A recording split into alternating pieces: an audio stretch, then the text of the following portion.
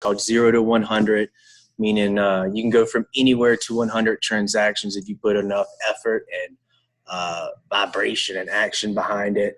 Your name was one of the ones that popped up, and listened to podcasts. We kind of noticed that there were, lack of credibility behind some people that were talking, because anybody can be a coach or a guru nowadays. You don't really necessarily have to be doing the action.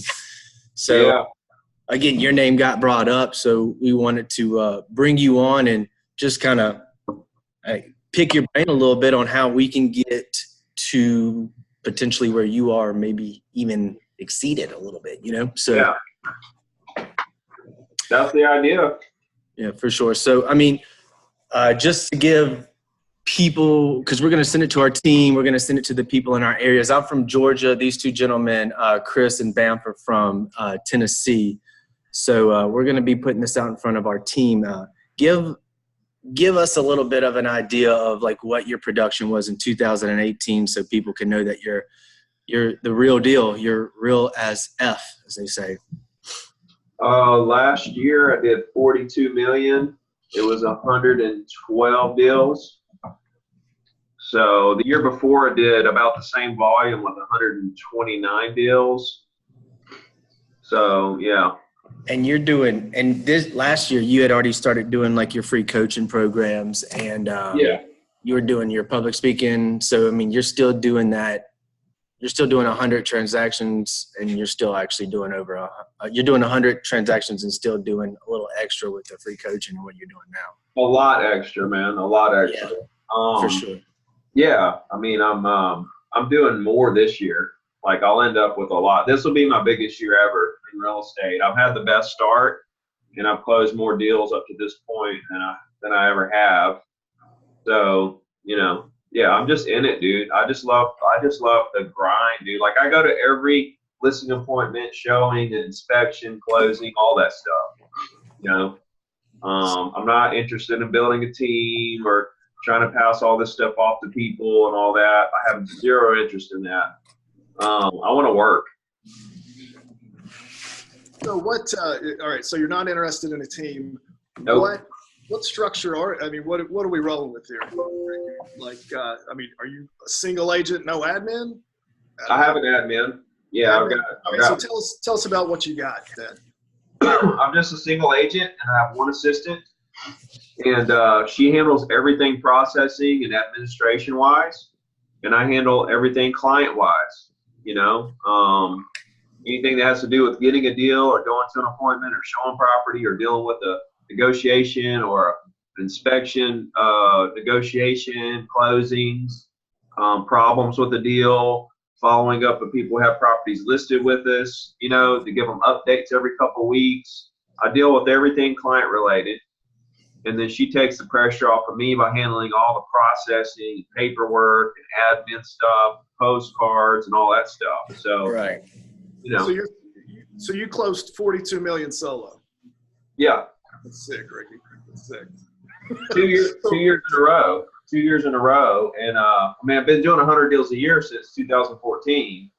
But the volume wasn't the same because the market prices have come up a little. And so like the same amount of transactions give you more volume now than it did in 2014.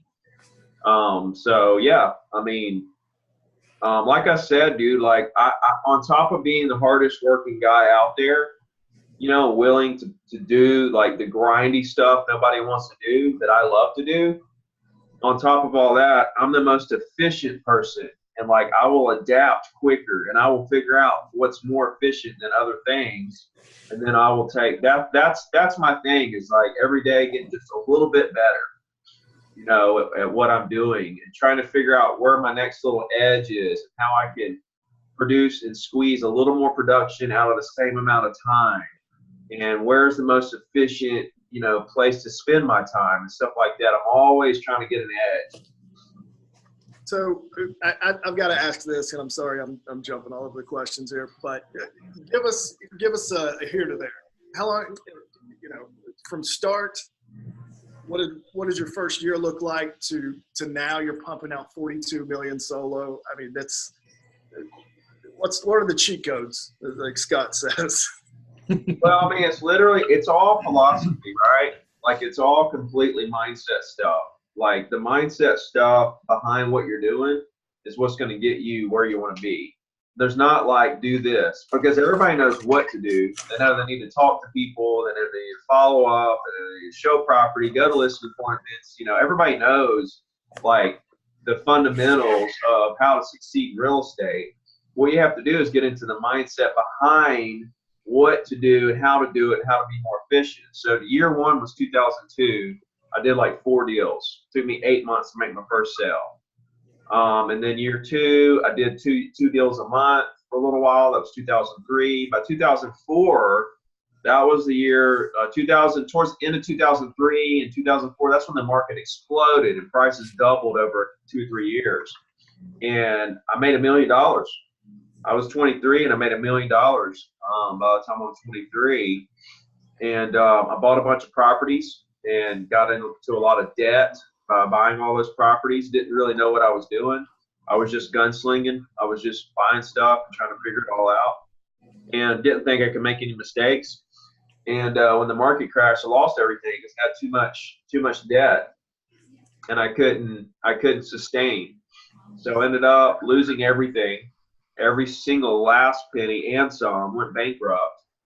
And was sleeping on friends' couches. I went back to roofing houses, and I got a job in an oil rig, and I was just kind of living that life. And during that time, man, I read 100 books.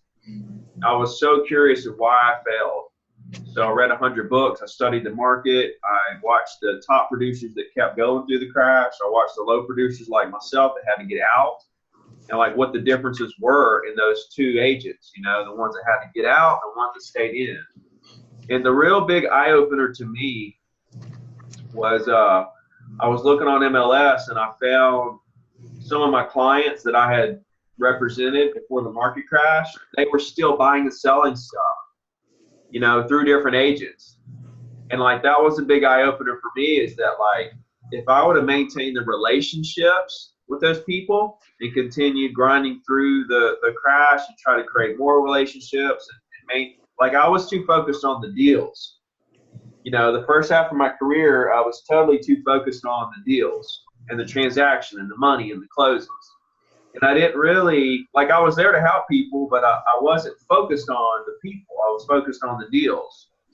And so that was my aha moment when I saw like people were still buying and selling stuff at the bottom, you know, and I was like, holy crap, like this, boom, like it hit me like a ton of bricks. I was like, it's relationships over transactions, not the other way around. And like, if you focus on relationships over transactions, you can make it through any crash.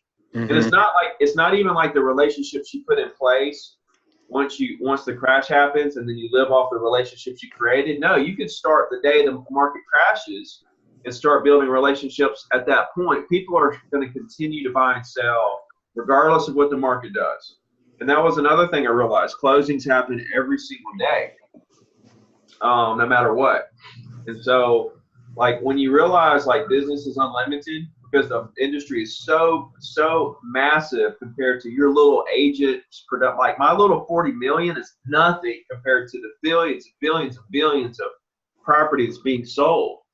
I'm microscopic in the whole scheme of the market. And so when you realize that even if the market crashes and goes down even 90%, you're still a microscopic dot within that huge market of just 10% of what it is now.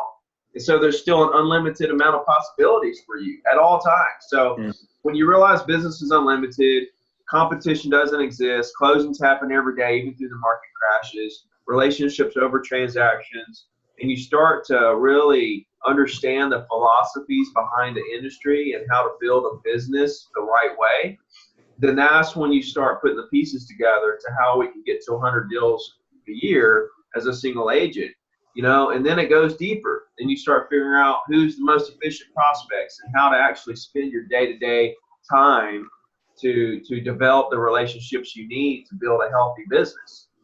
So in 2008, I got back in the business and started working by these philosophies. And like, even though I understood the business to a T up to that point, it still took me 6 years or 15 hours a day to get to 100 deals a year.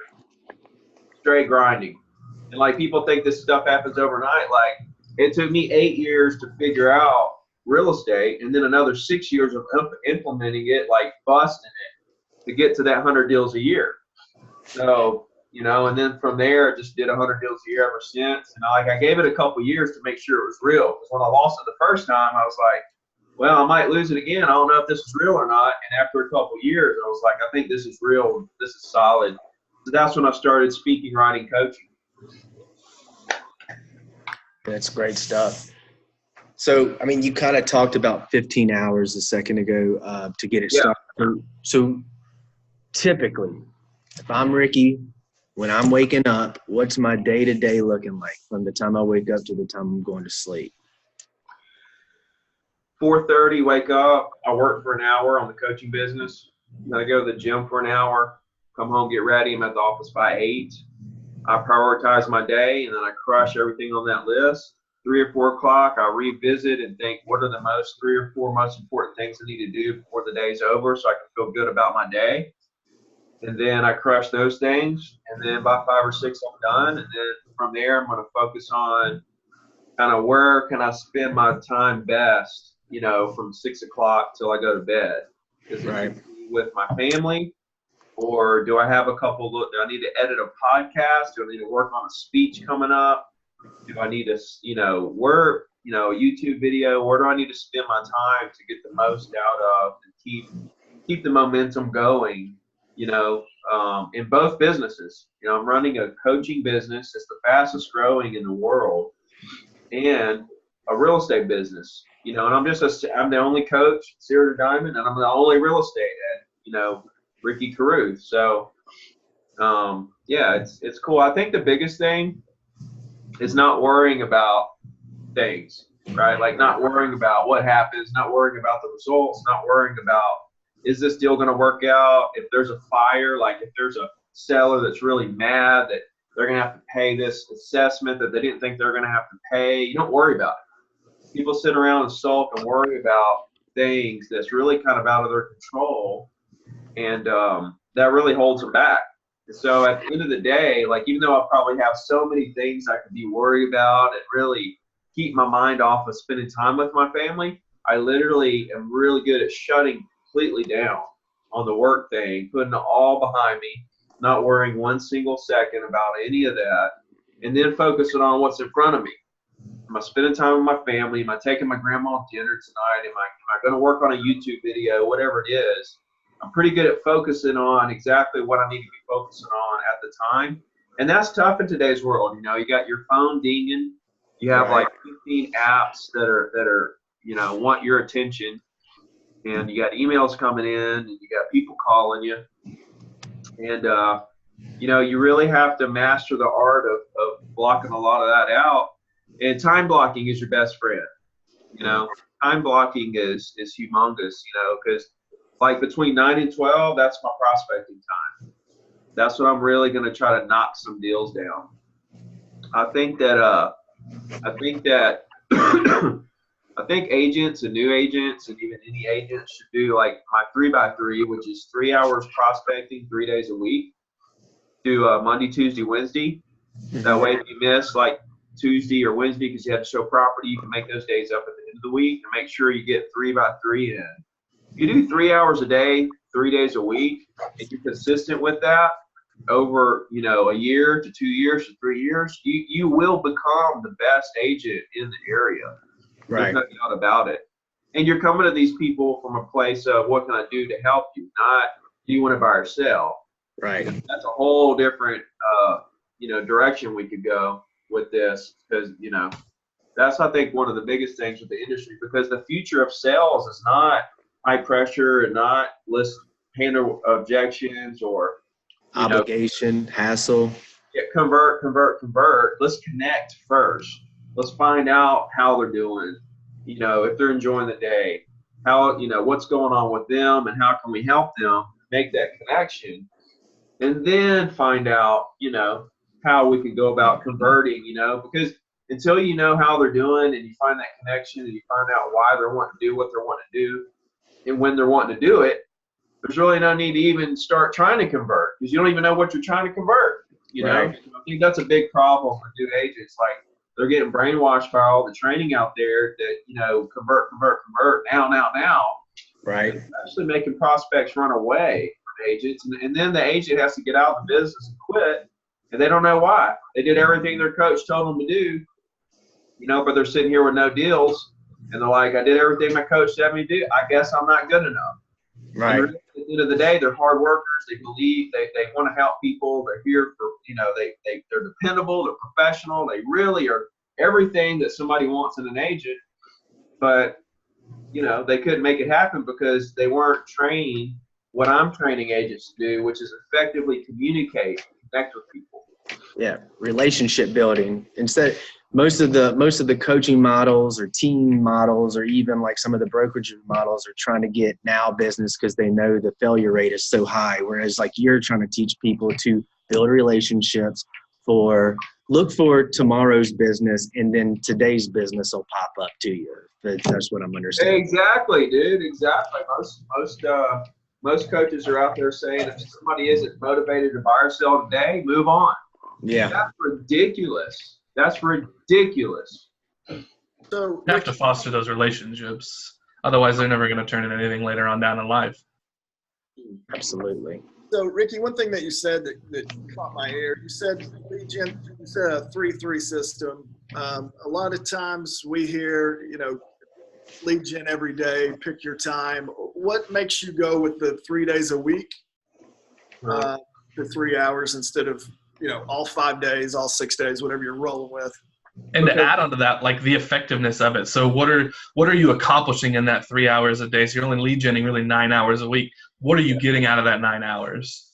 Yeah, so the reason for 3 days is because it's realistic. You can't prospect every day.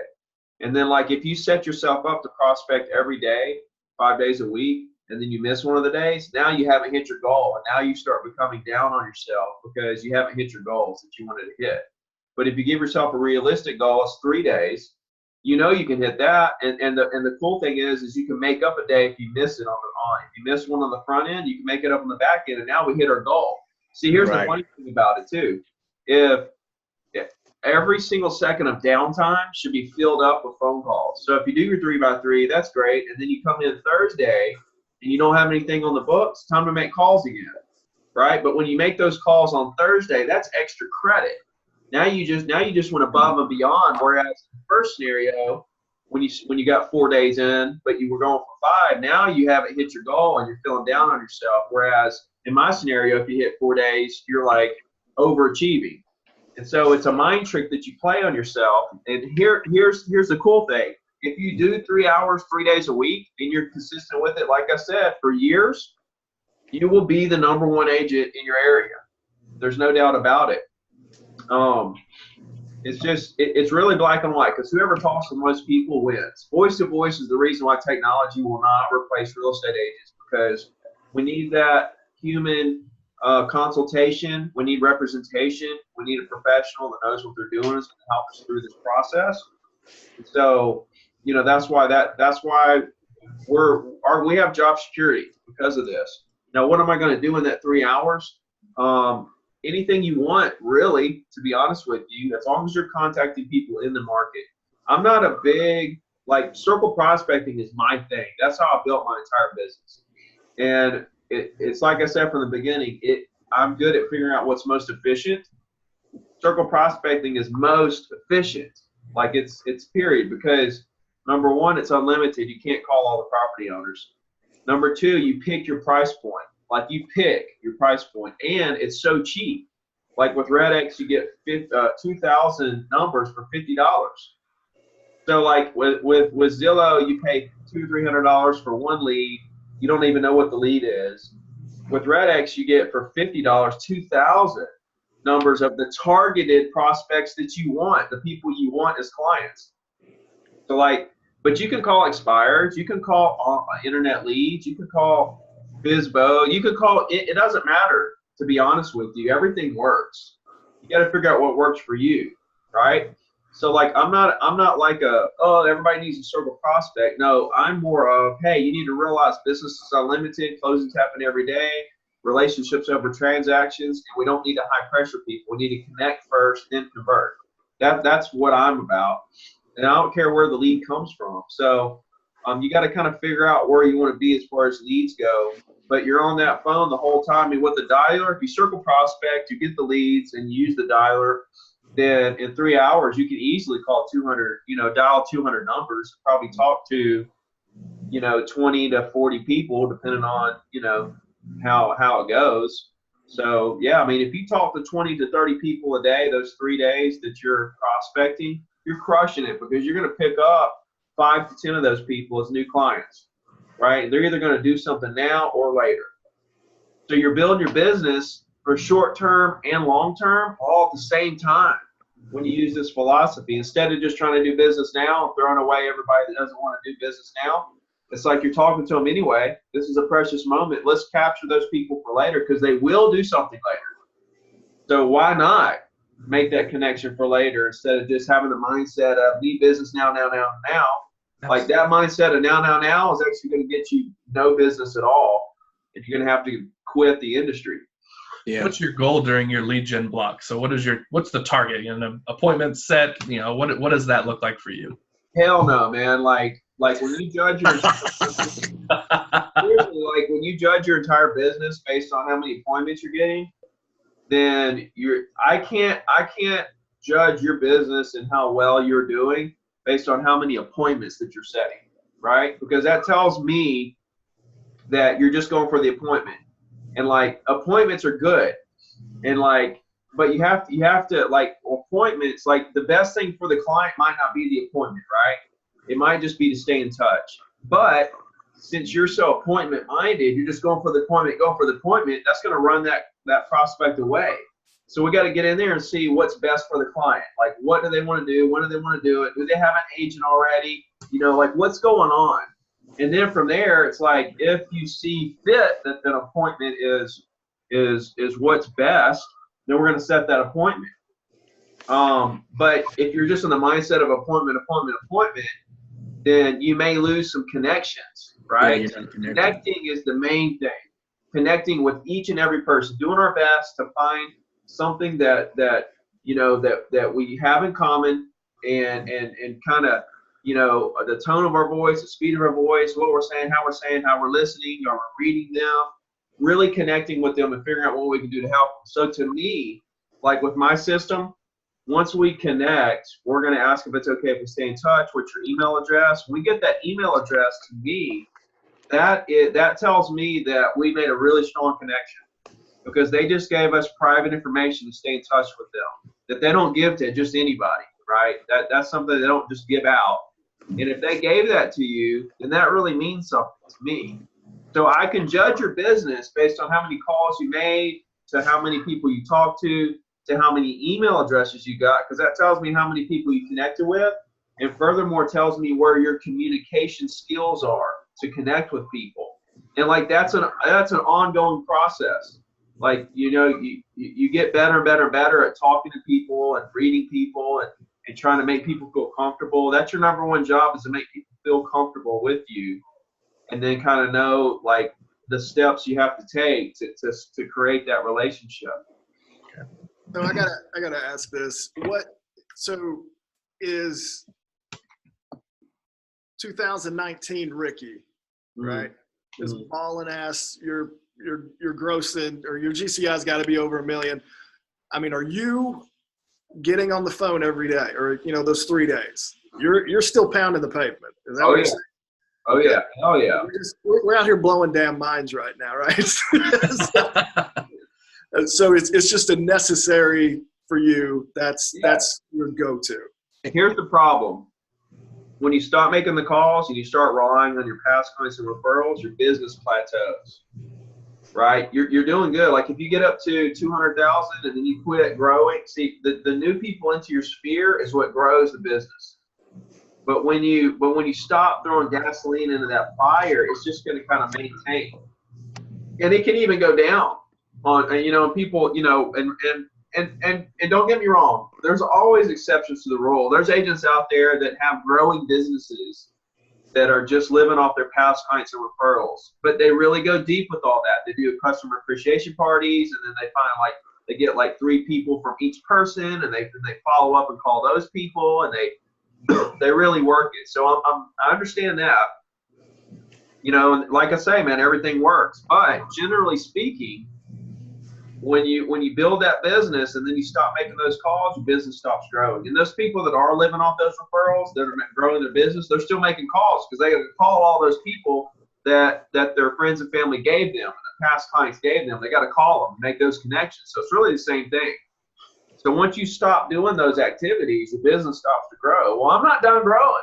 You know what I'm saying? Like I'm not to the point where I want to plateau. I'm still wanting to grow the business. So you have to continue putting the work in, you know, or you're going to stop growing. You mentioned that you're still wanting to grow your business, and earlier you mentioned the mindset behind it. So tell me, what is your current mindset with your business? Is you still want to stay solo? You're still running your tree coaching business. Yeah. What motivates Ricky every day, and what's Ricky's mindset going into every day to continue to crush it like you're doing? Well, the real estate stuff to me is kind of like elementary at this point. Like it's so automatic, and I'm just shaking the bushes, and I'm just pushing, and I kind of know I got all that down. The real estate stuff, it's like second nature to me. I can do it with my eyes closed, hands tied behind my back.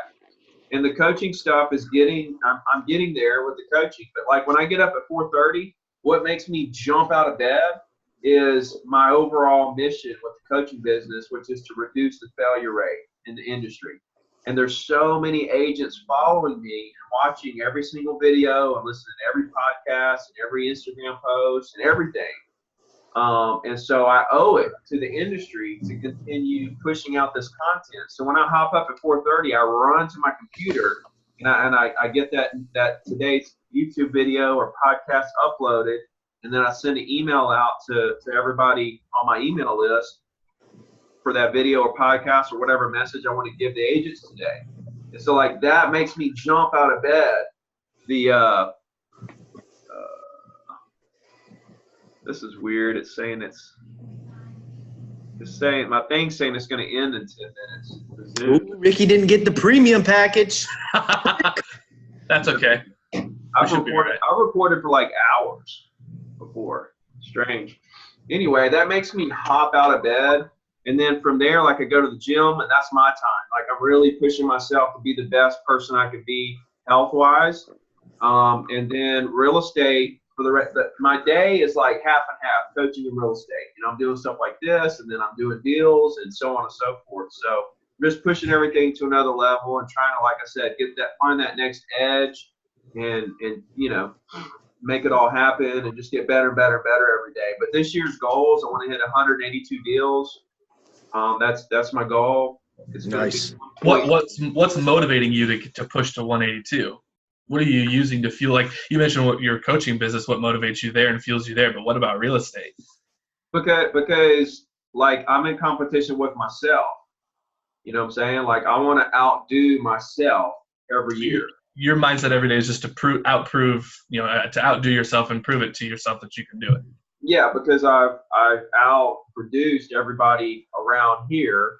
Like I used to have targets. So like I want to beat this guy. I want to beat that guy. You know. But then once I beat all those people and there's nobody left, now I'm the only one. And now I'm just competing with myself. And so like I got to keep myself going based on last year's numbers. I want to beat those numbers. And then I want to beat those numbers the next year. And whatever those numbers are, I want to beat those the next year. That's just how I am, man. I'm really super competitive, even with myself. You know, and I think that's a quality that high producers need. You gotta have some competition, you know, in your blood. You know, you got to be really competitive to really drive yourself. Because you know, if you can't look around and see the competition, you know, and they're crushing you, and you don't say to yourself, man, I'd love to beat them, and then put the work in to actually do it, you're never going to get there. So what's something 2019 Ricky would go back and tell 02 Ricky? Just starting out, you're green. I think the biggest thing is that closings happen every day. You know, like, I mean, I got all the philosophies and stuff. I mean, I wouldn't change anything because me losing everything in the crash is what got me here and like made me a better person. So it's kind of hard to want to change any of that. But if I could go back and talk to the new agent Ricky or any new agents out there, I would literally say it doesn't matter if the market crashes. Like closings continue to happen every single day, tons of them. And business is completely unlimited. You know, it's all predicated on how much you can handle mentally, what's your mental capacity, how many deals can you handle at once. And that comes from not worrying about stuff. The less you worry, the more you can handle. And also, you know, how many people are you willing to talk to? How much work are you willing to put in? So, yeah, I think business being unlimited forever, closings happening every day would be the main thing I would tell myself. And I think the relationships over transaction thing was just kind of, I would learn that as I went. So kind of give yourself the abundance mindset early on, I guess, right? Yes, because I definitely was living in a scarcity mindset at that time. And, you know, I always cared about people. So like the relationship thing was not an issue, really. I just got blinded by the scarcity part, you know? So we've got 5 minutes. I'm going to hit you up with this. What question did we not ask you that we should have? I don't know. You guys did pretty good. Did we do like Ricky Carruth good, or did we do like basic? So we're not pushing that. Where, if, you know, shoot a question at us, but if you can't, we need to let everybody know how to reach you as far as, you know, where your real estate office is, where your coaching program, you know, throw us some information about that. He's an author.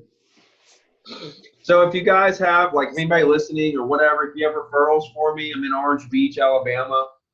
It's one of the fastest growing beach communities out there because it's such a secret for so long. Right on the Florida-Alabama line, white sandy beaches, palm trees, $1 million condos. It's an amazing, Sold. It's an amazing place, man. It really is. You guys should come down.